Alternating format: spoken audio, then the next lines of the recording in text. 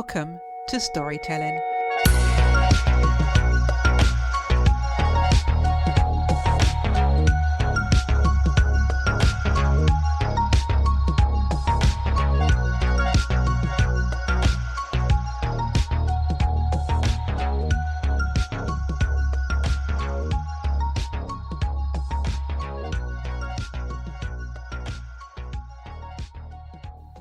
This week's guest is an award-winning author and journalist who has lived in many countries.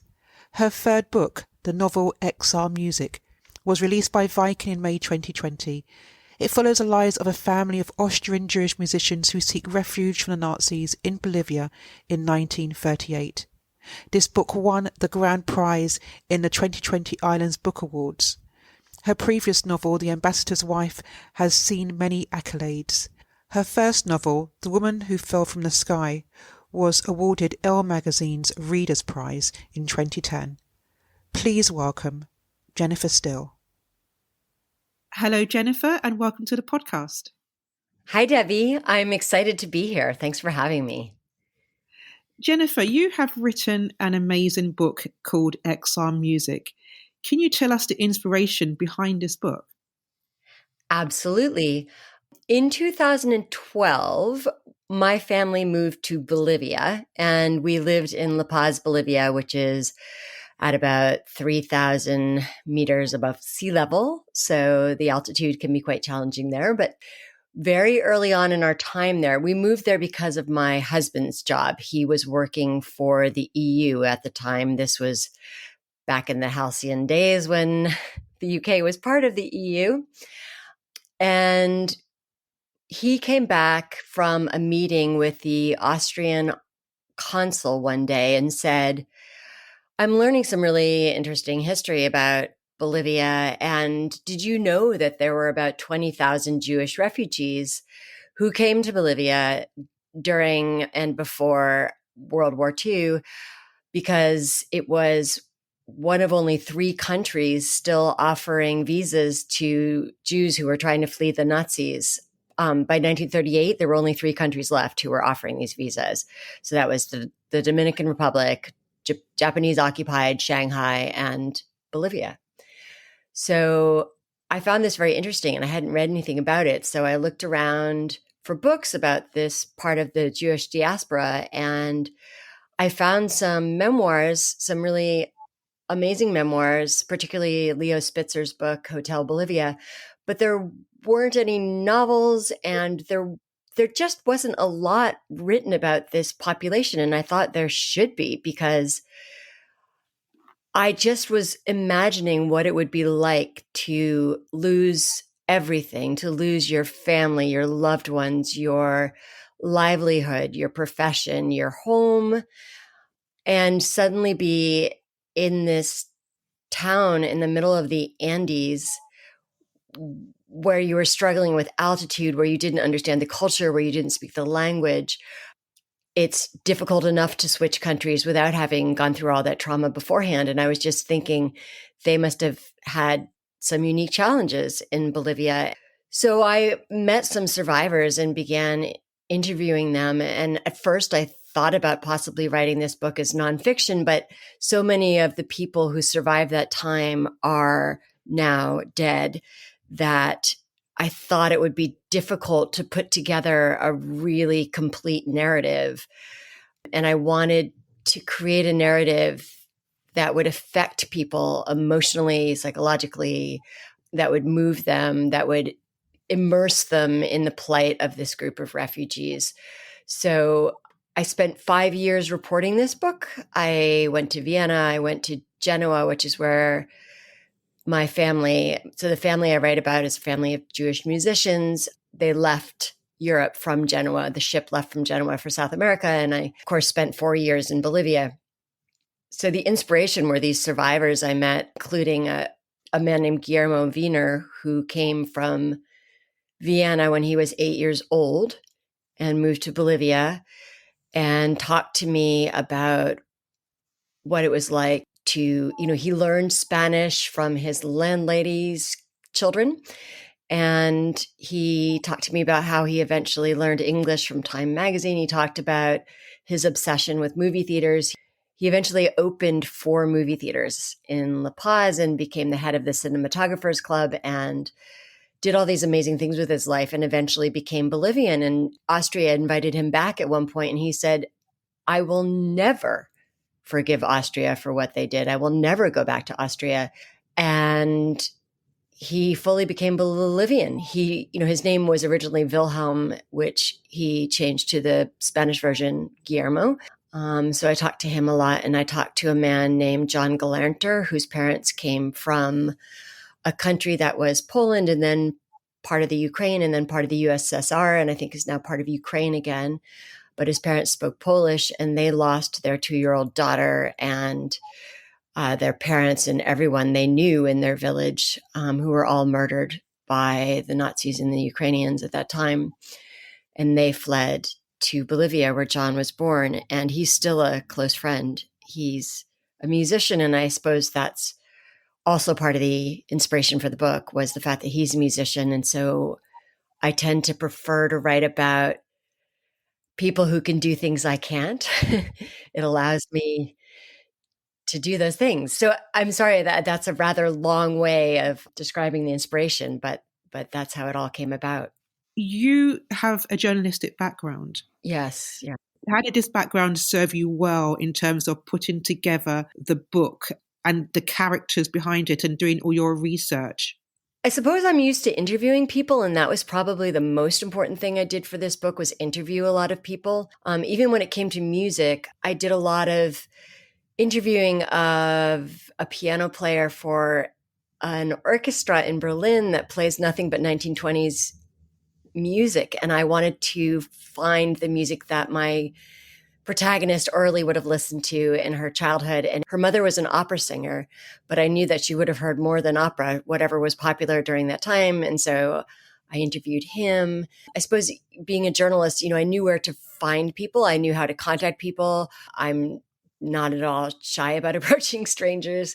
I also have a very good network. So I went to the Columbia University Graduate School of Journalism, and I'm still in touch with most of my classmates, and who are all around the world doing all kinds of jobs. And so at one point I put out a request for sources in Austria, and they connected me with one Jewish woman who was living there now who could talk to me. They connected me with a Holocaust researcher there. They connected me with someone at the Holocaust Museum in the US. So that network really helped me a lot. I was also helped a great deal by my husband, who speaks German. So he came to Vienna with me, as did my daughter, and helped me kind of navigate research there. I also did a lot of reading. So a lot of research involved reading. So I read every memoir I could get my hands on by anyone who'd lived in Bolivia during the 1940s, 1930s, 1940s, 1950s, just because I wanted to get a sense of life there. So most of those were memoirs of Jewish refugees, but some of them weren't. One of them was written by the wife of a miner. And that was really informative, because she talked a lot about what food you could get. Because a lot of the times I'd be reading a memoir and I'd say, please talk to me about your food. Please talk to me about what's in the market. Please talk to me about how your stove works. And they don't talk about the things that I really need to know. I found some information in some of the other memoirs around that time, because I needed to know that butter was difficult to get, or that tinned food was considered a luxury, or that they couldn't get fresh meat, or whatever. Those kind of details were important to me. I wanted to create the context as realistically as humanly possible. And then I placed my fictional characters in that context. And I think one of the things that meant the most to me after this book came out was 2 weeks after its publication, I received an email from a 90-year-old man in Florida who said, I just finished reading Exile music, and it's so close to my own experience that I just can't believe you made it up. Who did you talk to? Yeah. And that was the best possible thing to receive, because of course I'm really writing it for the survivors, for them. And I want them to feel like I've told their story well and accurately. I think the book is very beautifully descriptive, because you managed to transport the audience to that time in Bolivia. And one thing that I wanted to ask you about the character Orly, because you use a mixture of your research and myths around this character. Can you explain the thought processes behind that? I'm always interested in how people find their way through trauma and grief. And I think the arts are a way a lot of people find their way to keep moving forward. I know for me, I am not sure I could survive if I couldn't write, because writing is my way of thinking and processing the world and making some sense of it. And I feel that for my characters, music was what pulled them through, but not just music, but storytelling, to get back to your comment about myths and storytelling. And I think all of us are storytellers, because we all, even when we talk to our friends, we're telling a story about what happened to us on the tube that morning, or telling a story about an argument we had with our husband.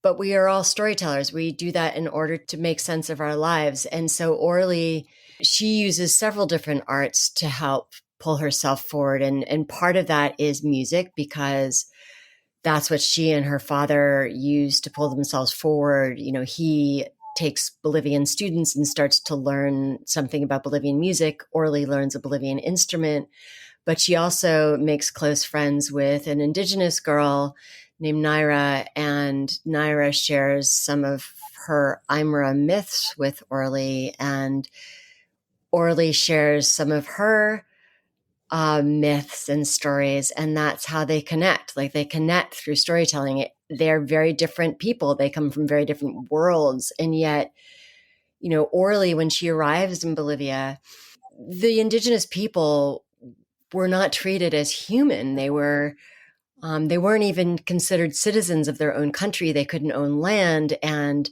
they were supposed to move off the sidewalk when paler descendants of the colonizers came walking along. And when Orly saw this, I mean, she'd just come from being persecuted in Vienna, and it occurred to me that a child would see that and think, that's how I was treated just now, and that's how she's being treated, and that's not okay. And that is something that she could relate to, and then connected with her through stories. And those stories also helped connect Orly to her new homeland, because she needed to find a way to connect to where she was. And I think children are much better at this than adults. And in a way, Orly leads the way in her family, because it's the easiest for her to learn Spanish. It's much harder for her parents. And she also ends up using poetry, because in school, one of her teachers gives her a prompt and says, you know, pick two things that have nothing in common, nothing. And so she thinks of two things that don't seem to have any relationship. And then the teacher says, okay, I want you to write a poem that makes the connection between those two things.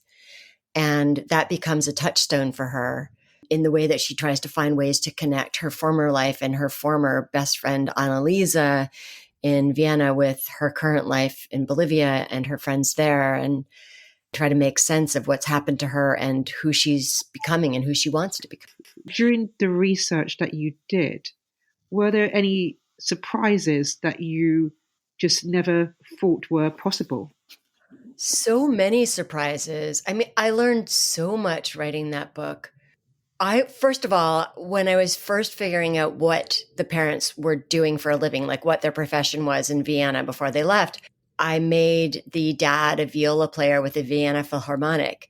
And investigating the history of the Vienna Philharmonic, I was horrified by their history, because they expelled all of their Jewish musicians, many of whom were sent to concentration camps, or they were sent out of the country, or just fired and could never find another job and died. They were absolutely horrific to their, and a large percentage of, I don't have the numbers in front of me, but a large percentage of the orchestra of the Vienna Philharmonic members were Nazis, even when it was still illegal to be a Nazi. And I, imagine what it's like to be Jewish and playing with your fellow orchestra members who are Nazis. And then the Vienna Philharmonic continued to employ Nazis until 1967. And I found that shocking. I didn't know that. And then, they still, they didn't employ women until the 2000s. And now I think they have like one or two token women. And they're also largely white. They seem to feel that only white men can properly play music. I think they may now have an Asian or two, but they are just kind of the most kind of horrifically bigoted and racist, misogynist, anti-Semitic organization in their history. And so exploring that, I felt that I had to include the names of all those Jewish musicians who were expelled from the Vienna Philharmonic in my book, which I did, because I feel like their names have been forgotten. Like we don't even know where some of their bodies are. And the Vienna Philharmonic forges on. I mean, I did go to see them as part of my research, but there just hasn't been enough written about that. And so that felt important for me to include. Jennifer, thank you very much for your time. Thank you so much, Debbie. This was such a pleasure. If you would like further information about Jennifer Steil and to order a copy of her book, then please follow the link in the show notes.